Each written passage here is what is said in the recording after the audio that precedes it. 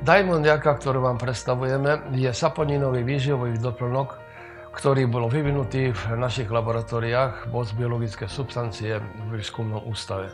Náš ústav 25 rokov skúmal vplyv saponinov na ľudský organizmus a v priebehu týchto 25 rokov sme nahromadili nesčetné množstvo poznatkov. Ja sám som napísal asi 4 originálne knižky, monografie a boli sme zúčastnení na viacerých aj svetových kongresoch, kde sme prezentovali vplyv saponinov na ľudský organizmus, kde môže pomôcť, kde nie. Za tých 25 rokov sa zmenili ovšem aj názory na saponinové prípravky, potom aj nároky na ich zloženie a aj predpisy, hlavne čo sa týka hygieny výroby a hygieny balenia týchto produktov.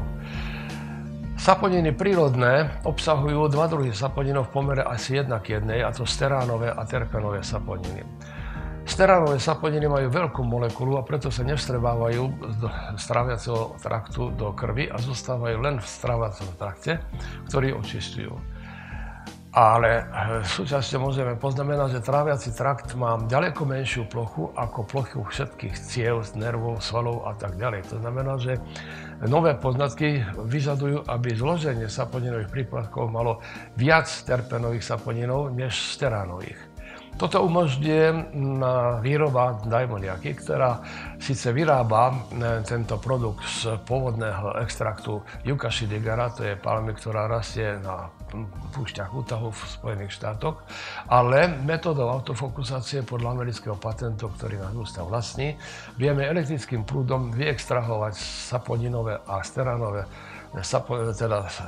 a terpenové saponiny zvlášť a môžeme ich zmiešať v tom pomere, ako chceme. Preto má Diamond Jaka 4-krát viacej terpenových saponinov ako steránových a je oveľa výhodnejšia ako predchádzajúce výrobky.